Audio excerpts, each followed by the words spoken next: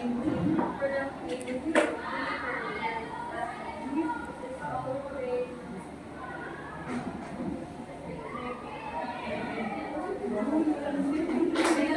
sa ating lahat.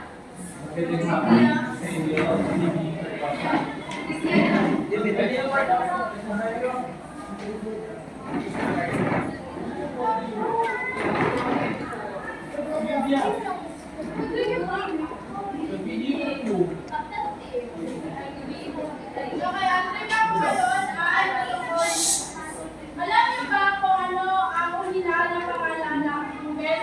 Dahil hindi ito ang kanyang original talaga na pangalan. Kumbaga, noong 1996, ang original na pangalan nito ay Backrub Dapat. Kung saan Backrub,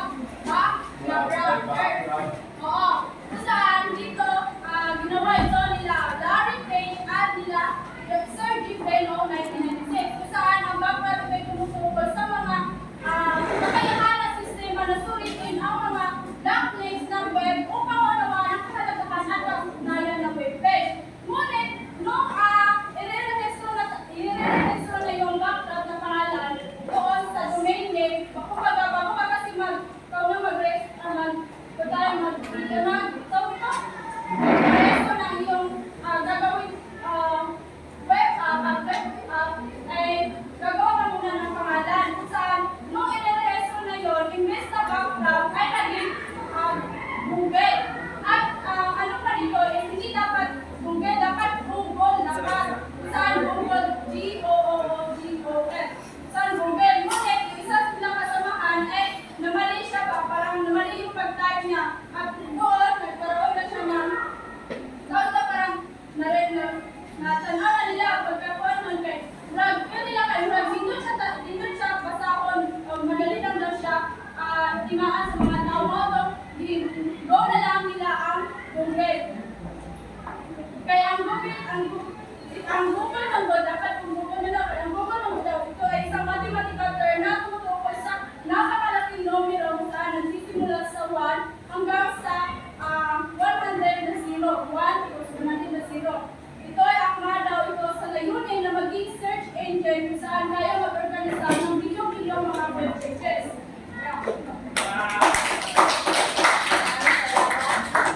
Magandang hapon sa ating lahat. Noong nakaraan ay napag-usapan natin ang mga principles of contemporary global governance. Kabilang na dito ang multilateralism, cooperation over competition, at ang emphasis on human rights, democracy, and sustainable development. At napag-usapan din natin ang mga issues addressed by the global governance, climate change, global health, at international security.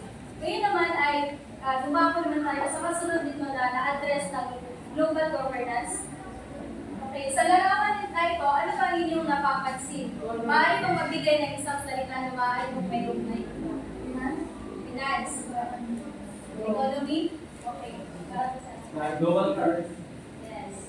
Ang lahat ng mga sagot ay tama. Isa sa mga na-address ng global governance ay ang economic development. Kagaya nga nung sinabi ko nung nakaraan na hindi pantay-pantay ang yaman ng mga bansa sa mundo. Mayroong mga bansa na mahihirap, mayroon din mga bansa na mayayaman. At isa ang global governance na gumagawa ng solusyon, lalo na doon sa mga bansa na nahihirapan sa kanilang ekonomiya. Kabilang na dito ang mga key institution of the global governance, kagaya ng World Bank. Ano nga ang tutuloy ng World Bank? Nagbibigay sila ng pondo, ng pautang, upang makapagpatayo ng mga paaralan, mga kalsada, at mga hospital. Ang ano naman, IMF, or International Monetary Fund, na nagbibigay ng Short-term loan. lalo na doon sa mga bansa na hihirap o humaharap sa crisis. At andyan din ang World Trade Organization. Ano ba ang layunin ng World Trade Organization?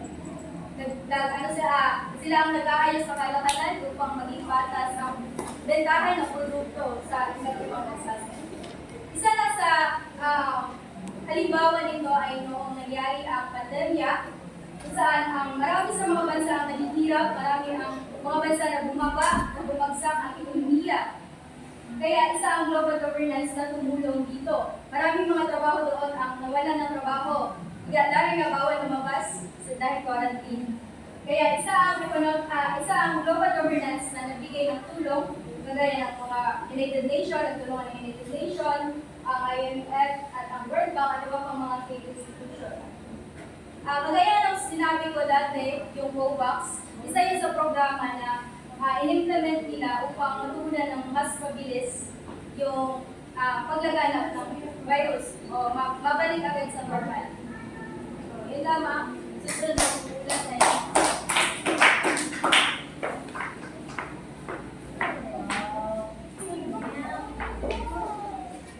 Ngayon naman ay ating tatalakayin ang role of non-state actors. Kapag sinasabi natin role of non-state actors, ito ay mga organisasyon o institusyon na kanang binubuo ng mga mamamayan na hindi konektado sa gobyerno. Una na rito ay ang non-governmental organization, NGOs, na isang organisasyon na hindi pag-aayaw pinakatakbo ng gobyerno. Sila ay ang mga organisasyon na nagpapausbong ng karapatan ng tao, kalikasan at nagbibigay sila ng mga solusyon ng humanitarian aid lalo na sa ekonomiya at kapaligiran. At pagkatapos sila rin ang mga watchdog o mga monitor sa gobyerno kung ang gobyerno at mga organisasyon sa government kung ang ito ay hindi pa ba nila inaabuso ang kanilang mga kapangyarihan tungkol sa kanilang mga posisyon. At ang ginagawa rin ng non-governmental organization ay sila ang nagpapakita o nanungulat nila ang mga mamamayan sa mga kasalukuyang issue na dapat alam talaga ng mga tao ang mga kasalukuyang issue na itinatago ng mga gobyerno. At ang halimbawa nito ay ang Greenpeace at Amnesty International. So, sa Greenpeace, ang Greenpeace ay patungkol sa mga environmental na issue at pinapausbong nila ang pagtulong lalo na sa mga problema sa kalikasan. Isa sila sa mga tumutulong, isa sila na nagmumulat sa mga mayan kung ano na nga ba ang nangyayari. At sa Amnesty naman ay ine-end nila ang pag-abuso sa human rights ng mga gobyerno sa mga mayan. Sunod naman ay ang Multinational Corporation o ang MNC.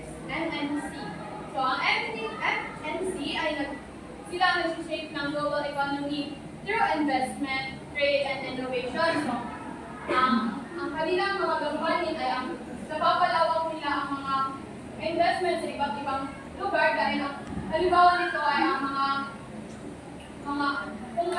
kumpanya na kagaya ng Apple at Shell. Ang Apple at Shell ay nasa iba't ibang bansa na kung saan ay nakakatulong din ang mga ito na sa isang lugar na bibigyan ng trabaho ang mga mamamayan na nakapalibot sa kanila at nakaka-influensya din ang multinational corporation sa influence, nakaka-influensya sila sa policy decision, lalo na sa labor standards, taxation, at sa environmental regulation. Pero ang NMC ay may mga problema rin silang na-develop through sa ilang mga company na sa ating mag-cause of exploitation or pollution sa isang lugar. Ang sunod naman ay ang Transnational Advocacy Network o ang TANS. Sila ang mga grupo o individual na organisasyon na nakikipag-ugnayan sa iba't ibang lugar para sa iisang layunin na inaayos nila ang mga problema sa iba't ibang lugar. Sila ay kanang binubuo ng mga tao na kunwari may mga issue sa iba't ibang lugar. May iba't ibang issue sa lugar. Ang mga tao o mga organisasyon sa Transnational Advocacy nagkakaisa sila para matugunan ang mga issue ito. Gumagamit sila ng lobbying, social media, and grassroots movement para pressure nila ang government na magbuhat ng action about anak mga issue. Sunod naman ay ang global civic society movement. So, ang kani siya kay movements din siya sa mga tao na nag-push of democracy, that justice, of equality sa like sa international labi na ka ng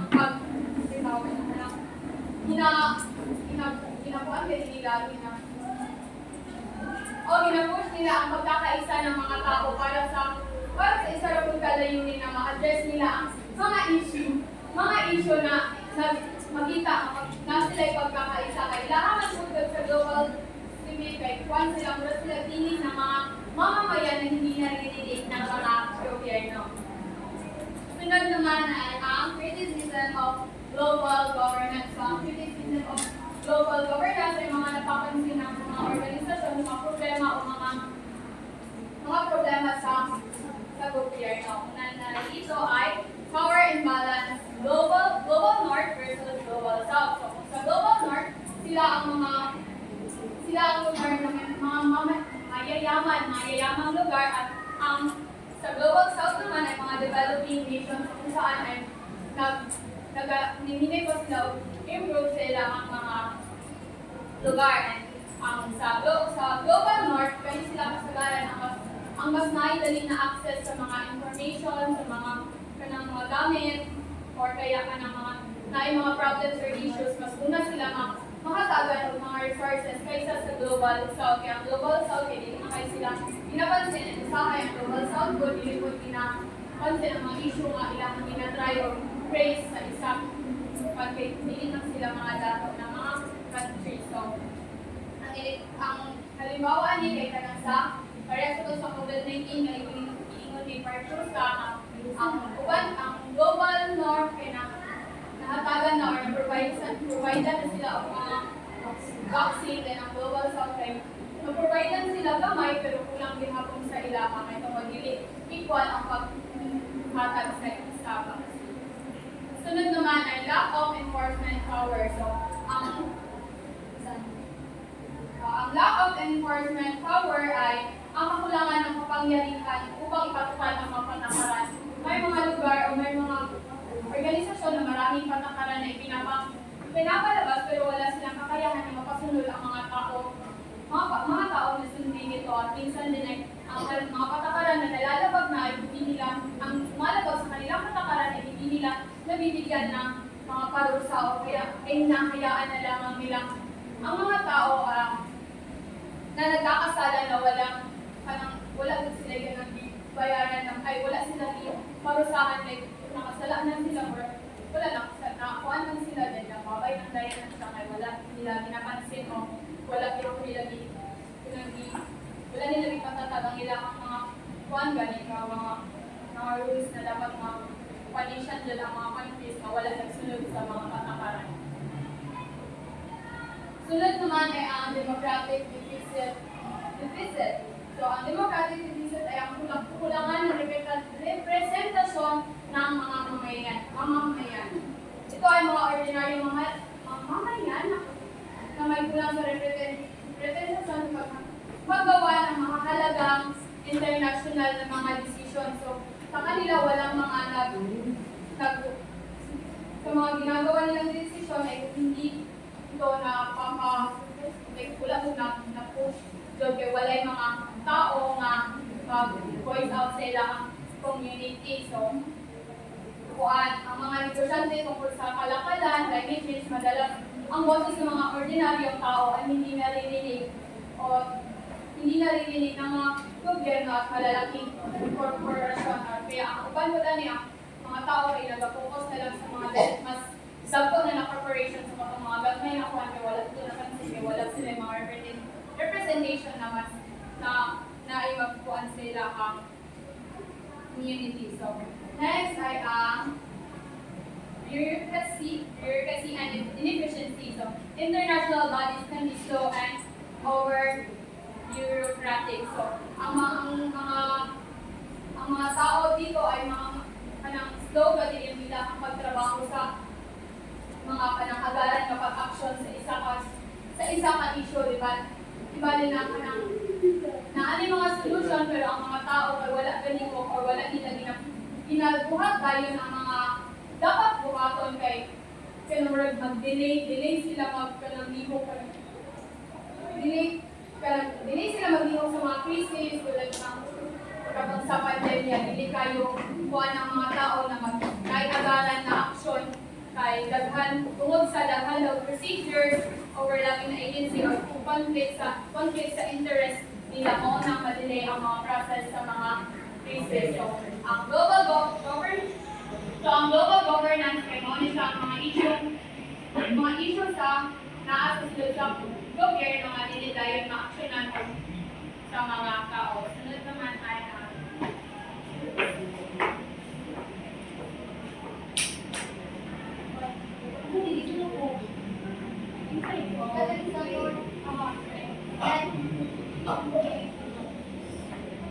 Ngayon ay tatalakayin naman natin kung ano nga ba ang future of global governance. Una nito yan ay ang moving towards multi-level governance na kung saan noon ang mga bansa lamang na may kapangyarihan, mayayaman ang binibigyan ng karapatan na magdesisyon internationally sa kasalukuyan. Ngayon ay magkakaroon na ng kapangyarihan ang mga bansang papaunlad pa lamang na mag-participate sa paggawa ng desisyon para sa ikabubuti internationally. Halimbawa na lamang yan ay ang ibinanggit na ni Pinipining Partusa na kung saan ang Paris Agreement na kung saan lahat ng bansa sa 193 na bansa ay nagkakaisa para sa ikakaunlad at para bawasan ang climate change. Sunod ay ang increasing role of regional organization. Ang regional organization, sila yung mga bansa, sila yung organisasyon na kung saan pinabibilangan ng mga iba't ibang bansa sa isang rehiyon. Halimbawa, ang ASEAN, na kung saan ang kanyang organisasyon ay kabilang ang bansang Pilipinas. Tama? Yes po. At sa pamamagitan nito ay mas natutulungan niya yung bansa na nangangailangan ng tulong. Hindi katulad na kung si UN lang kasi ay matatagalan bago niya tulungan ang isang bansang nangangailangan. Kaya sa pamamagitan ng pagbibigay ng malakas na papel ng regional organization ay naaagaran nila ng naagapan ng lunas ang kung sino man yung nangangailangan ng tulong na bansa. Sunod ay ang digital governance and cybersecurity. Sa kasalukuyan, lumalaganap na ang paggamit ng teknolohiya. Kaya naman ang global governance ay pinagtutuunan nila ng pansin kung paano nga ba gagamitin ng mas maayos, tama ang teknolohiya na hindi nakakapinsala sa kapwa, sa taong bayan. Kaya gumawa sila ng isang framework na tinatawag na Global Digital Compact, kung saan layunin nito na gawing ligtas ang taong gumagamit ng teknolohiya, hindi na i-share basta-basta ang kanyang impormasyon at naproprotektahan ang kanyang karapatang pantao. Sunod ay ang Strengthening Global Solidarity for Sustainable Development. Ang SDG ay siya yung cornerstone o nananatiling pundasyon. Ibig sabihin, hindi basta-basta nakakagawa ng isang plano ang global governance kung wala ang SDG. Binabatay nila lahat ng plano nila kay SDG. Hindi nila pwedeng pautangin ang isang bansa kung hindi ito nakaangkla kay SDG. At sa pamamagitan nito ay napapalago nila ang pangangailangan ng isang bansa.